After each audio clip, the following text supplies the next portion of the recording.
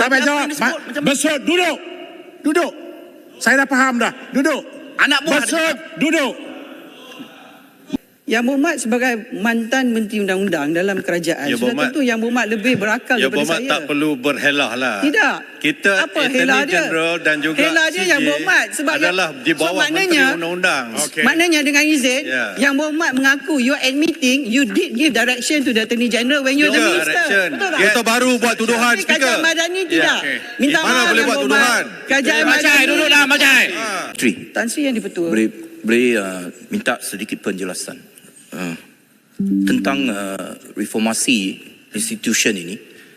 Ingin tahu daripada Menteri, bilakah Akta Kebebasan Maklumat akan dibentangkan di Parlimen? Adakah pada penggal ini ataupun penggal pertama tahun depan? Itu soalan yang pertama. Yang kedua, adakah kerajaan ada rancangan untuk meminda Akta Kesalahan Keselamatan, iaitu SOSMA, di mana rata-rata tengah bincang tentang SOSMA ini? Adakah kerajaan ada hasrat? Dua perkara yang ada dalam SOSMA. Yang pertama ialah ditahan 28 hari tanpa sebarang perbicaraan ataupun dibawa ke mahkamah. Yang kedua ialah mereka tidak boleh dijamin. Adakah dua ini akan dikaji semula? Terima kasih. Yang Berhormat Tuan Speaker. Menteri. Terima kasih. Terima kasih Yang Menteri. Saya juga ingin bertanya. Tadi Yang Berhormat menyentuh mengenai akta lapuk yang cuba dilupuskan oleh pihak kementerian.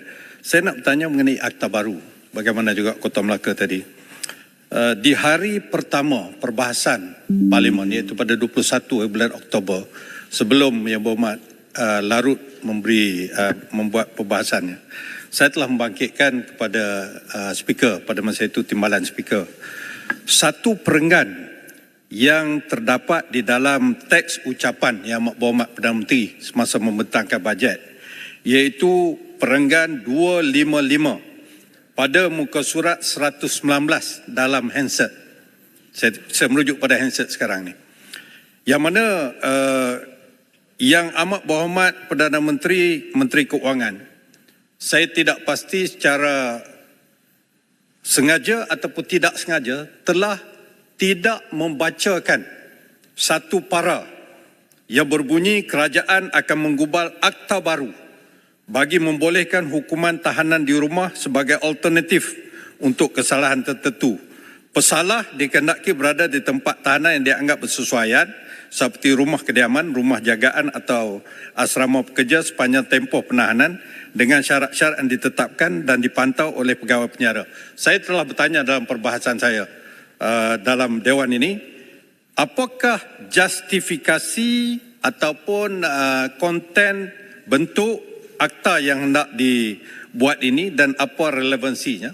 Dan yang kedua, sehubungan dengan itu, saya juga bertanya, isu yang sekarang ini berlega di dalam masyarakat, isu addendum, isu yang melibatkan tidak lain bekas Presiden Yang Berhormat Menteri, berkaitan dengan satu affidavit yang dibuat di mahkamah oleh tidak lain Presiden Yang Berhormat Menteri sekarang ini, yang mengatakan semasa proses pengampunan dibuat terhadap bekas Perdana Menteri, iaitu kita semua tahu bekas Pekan, dikatakan ada satu addendum dibuat oleh Yang di-Pertuan Agong. Apa ni jeletung jangan sebut, jangan marah saya sebut Yang di-Pertuan Agong, berdasarkan perlembagaan perkara 42 ya. Hanya Agong saja boleh bagi pengampunan. Saya terpaksa sebut. Dikatakan ada addendum yang mengatakan bahawa pengampunan itu melibatkan suatu tahanan alternatif, iaitu tahanan di dalam rumah. Sekarang ini, isu ini saya nak bertanya kepada Menteri, inilah masanya, adakah addendum ini wujud sebagaimana yang disebut dalam affidavit Yang Berhormat Bagan Datuk dan juga Yang Amat Berhormat Menteri Besar Pahang. Cuma saya nak qualifykan, adakah ini isu baru ini telah boleh dibincangkan? Saya telah sebut dalam ni. Saya rasa inilah masanya Yang Berhormat Menteri menjelaskan poin ini. Okey, silakan. Terima kasih kepada Yang Berhormat Kota Melaka dengan Yang Berhormat Kota Baru. Dua-dua daripada kota. Tapi bukan Yang Berhormat Kota Tinggi. Saya nak jawab, saya ucap terima kasih pada soalan kepada Yang Berhormat Kota Melaka. Saya nak jawab dalam bab rasuah. Harapan daripada Kerajaan Madani insya-Allah pada tahun 2025 Freedom of Information Act tu dapat dibawa kepada Parlimen.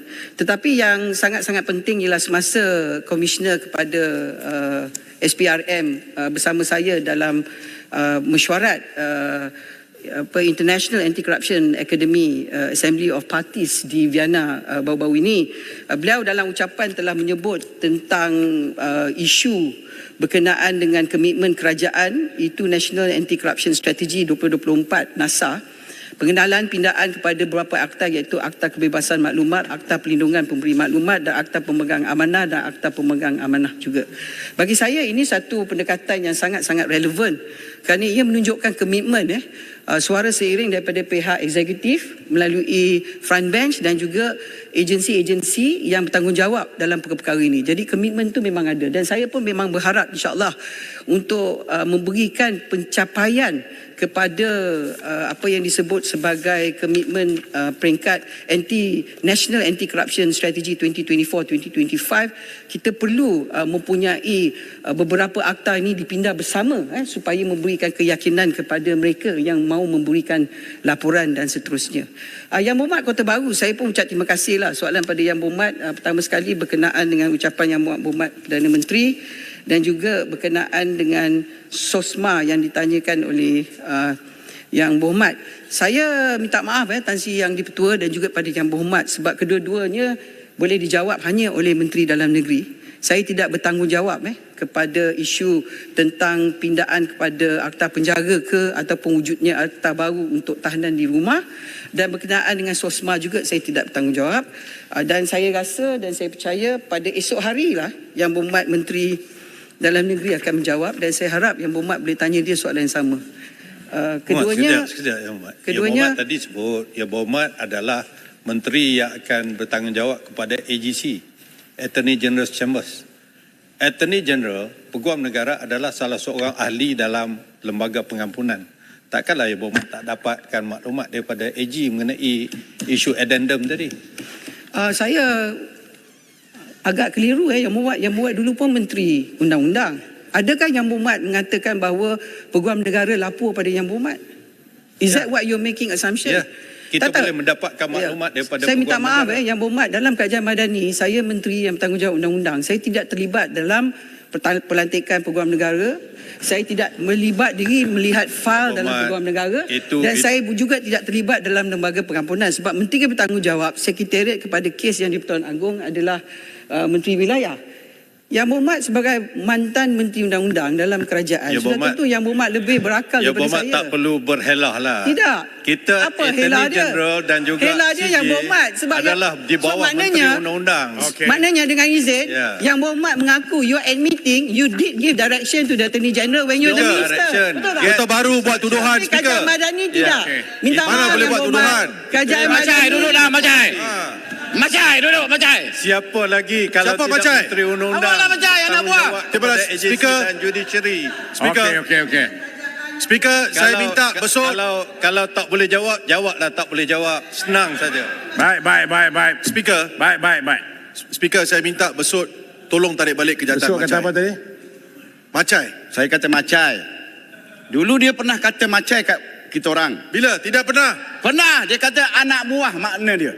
Jadi saya gunakan Macai anak buah. Saya minta besut tarik balik. Macai itu apa Awak dia? juga tak. Macai itu apa? Saya tak tahu apa Macai apa. Okey. Kenapa guna? Jadi Kalau tak tahu kenapa guna? Saya Besut. gunakan perkataan Macai. Maksudnya pengikut. Besut ungkapkan perkataan yang besut tak tahu apa makna dia. Nah, pengikut. Apa punya standard hakim? Jerutong, let me finish. Dengar dulu. Besut, saya ulang soalan saya. Besut, pada saya Besut, when I'm talking to you, you listen to me. Ya. When I am talking to you, you listen to Okey, me. saya dengar. Okey. Do you understand what is the meaning of Macai? Saya faham. Apa dia Macai itu? Pengikut. Pengikut.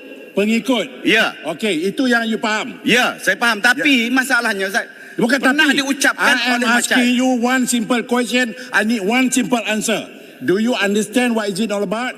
Saya faham. Macai. Tapi pernah dikatakan oleh Jelutong Besut. mengatakan Jawab. Macai. Besut. Faham tak anda itu Macai itu apa? Macai pengikut. Cukup. Berikut saja, duduk. Duduk. Tak payah Tapi apa jawab. yang disebut macam- Besut, duduk. Duduk. Saya dah faham dah. Duduk. Anak buah Besut, duduk. Menteri, teruskan. Yang Berhormat Tan Sri Yang di-Pertua,